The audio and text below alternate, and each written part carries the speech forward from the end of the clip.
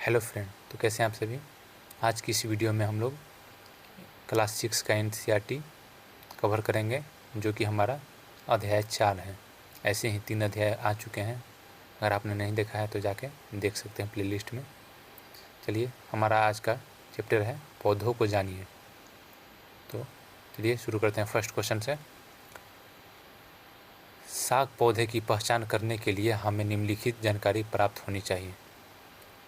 एक, अक्सर हमें इनमें शाखाएं देखने को नहीं मिलती है। दूसरा, इसके तने हरे एवं कोमल होते हैं। तीसरा, ये समांतर विशाल होते हैं। चौथा, यह समांतर छोटे होते हैं। तो कौन सा कथन सही है? आंसर डी, 1, 2 और 4 कथन सही है और तीसरा गलत है। ठीक है, देख लीजिए। चलिए नेक्स्ट क्वेश्चन बढ़ते हैं। खरपतवार पौधे होते हैं। आंसर बी, अनचाहे उगे पौधे। ये कहीं भी उग सकते हैं बिना उगाए।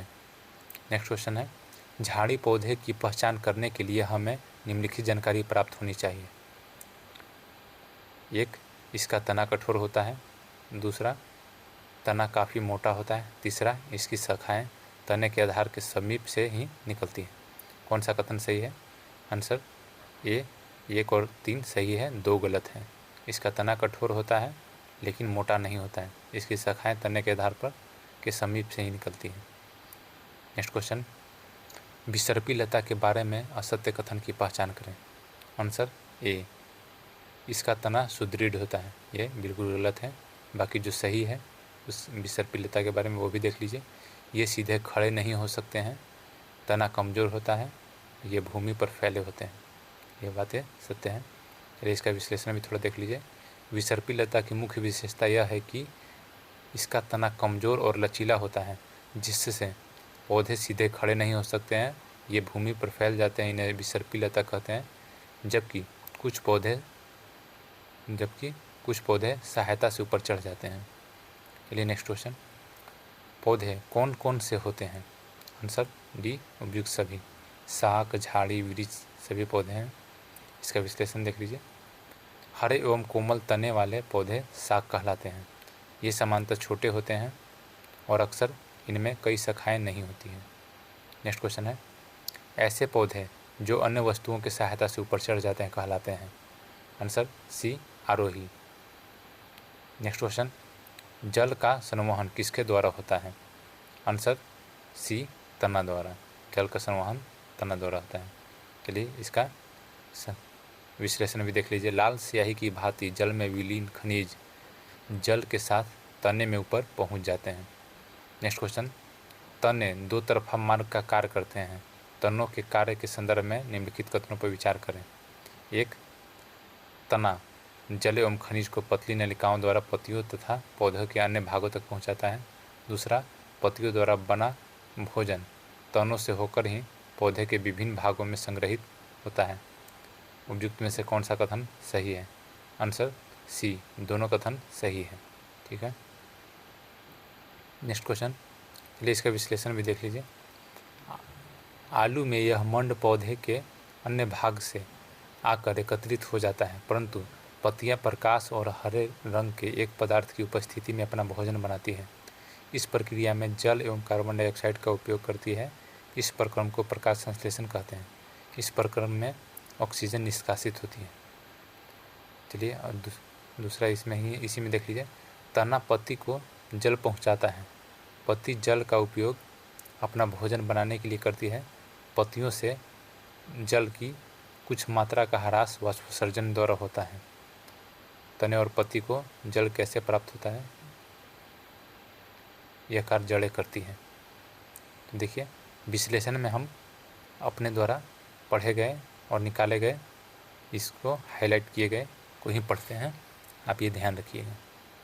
ठीक है, नेक्स्ट क्वेश्चन, पौधे का कौन सा भाग पूरे पौधे को पानी का संचालन करता है? आंसर सी, तना। नेक्स्ट क्वेश्चन, पत्ती का वह भाग जिसके द्वारा वह तने से जुड़ा होता है कहलाता है। Answer B, पर्णवृंत। नेक्स्ट, पत्ती का चपटा हरा भाग को क्या कहा जाता है? आंसर सी, फलक। नेक्स्ट क्वेश्चन, पत्ती के संदर्भ में निम्नलिखित में से कौन सा कथन सही है? आंसर डी इनमें से सभी। पत्ती में शिराओं का प्रतिरूप शिरा विन्यास कहलाता है। यह जालिका रूपी अथवा समांतर हो सकता है। पत्ती में पर्णवृत्त और फलक होते हैं, ये भी सही है। पत्तियां सूर्य के प्रकाश की उपस्थिति में ही मंड संश्लेषित करती है, ये भी सही।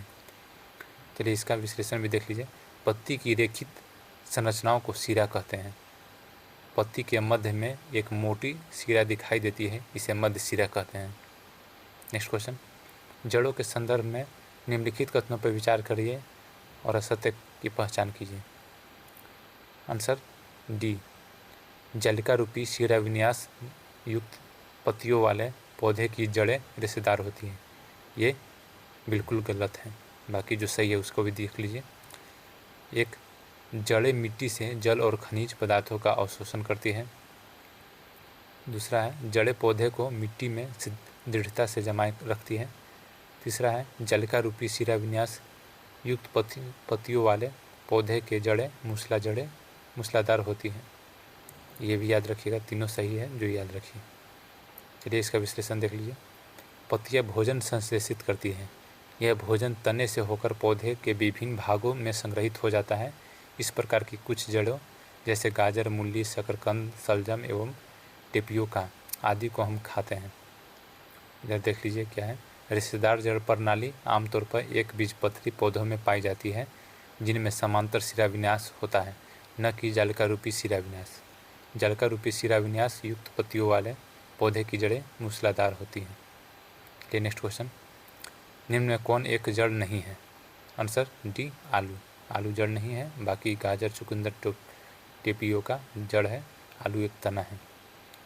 चलिए ये देख लीजिए, आलू जड़ नहीं है बल्कि यह एक संशोधित तना है जिसे कंद कहते हैं। नेक्स्ट क्वेश्चन है, पौधे के प्रकाश संश्लेषण के लिए आवश्यक नहीं है। Answer B, oxygen. ऑक्सीजन आवश्यक नहीं है, ये निष्कासित होता है। बाकी क्लोरोफिल, जल, सूर्य का प्रकाश और इसमें कार्बन डाइऑक्साइड भी आवश्यक है। यहाँ देख लीजिए विश्लेषण भी है। पत्तियों द्वारा संश्लेषित भोजन अंततः पौधे के विभिन्न भागों में मंडल के रूप में संग्रहित हो जाता है। नेक्स्ट क्वेश्चन है, जड़ें मिट्टी से अवशोषित करती है। क्या अवशोषित करती है? आंसर डी, कथन 2 और 3 सही है। यानी जड़ें मिट्टी से क्या अवशोषित करती है? पानी और खनिज, ये दोनों अवशोषित करती है, पानी और खनिज। इसका विश्लेषण देख लीजिए। जड़ें मिट्टी से जल का अवशोषण करती है तथा तना जल एवं खनिज को पत्ती एवं पौधे के अन्य भागों तक पहुंचाता है। नेक्स्ट क्वेश्चन है, स्त्री केसर का भाग नहीं है। आंसर बी, परागकोश। बाकी वर्तिकाग्र, अंडाशय, वर्तिका ये स्त्री केसर के भाग हैं। देखिए इस फिगर में भी दिया गया है। चलिए, पुंकेसर का भाग नहीं है। आंसर डी, वर्तिका। पुंकेसर का भाग नहीं है। बाकी परागकोश, तंतु, परागकण ये पुंकेसर का भाग है। इसमें फिगर भी देख लीजिए। बीजांड पाया जाता है। आंसर बी, अंडाशय में। ये देखिए, नेक्स्ट को देखिए, इसका विश्लेषण भी देख लीजिए। अंडाशय की काट को सूखने से बचाने के लिए प्रत्येक काट सेक्शन पर जल की बूंद रखिए। आवर्धक लेंस की सहायता से अंडाशय की आंतरिक रचना का अध्ययन कीजिए। अंडाशय में छोटी छोटी गोल संरचनाएं दिखाई देती है जिसे इन्हें बीजांड कहते हैं। अंततः अंडाशय में बीजांड पाया जाता है। नेक्स्ट क्वेश्चन, असत्य कथन कौन सा है? आंसर बी, स्त्री केसर का सबसे ऊपरी भाग अंडाशय होता है, यह असत्य है। चलिए इसका सत्य ऑप्शन भी देख लेते हैं। पुष्पों की संरचना सदैव समान नहीं होती है। स्त्री केसर का ये तो असत्य है। दूसरा, तीसरा देखिए, पुष्पों में पुंकेसर स्त्री केसर की संख्या समान नहीं होती है, ये भी सही है। और कुछ पुष्पों में पुंकेसर, स्त्री केसर एवं अन्य संरचना अनुपस्थित हो सकता है, ये भी सही है। तो केवल बी गलत है।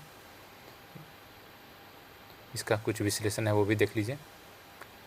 कुछ फूलों में पुंकेसर, स्त्री केसर या दोनों अनुपस्थित हो सकते हैं जिससे वे एक लिंगी यूनिसेक्सुअल हो जाते हैं।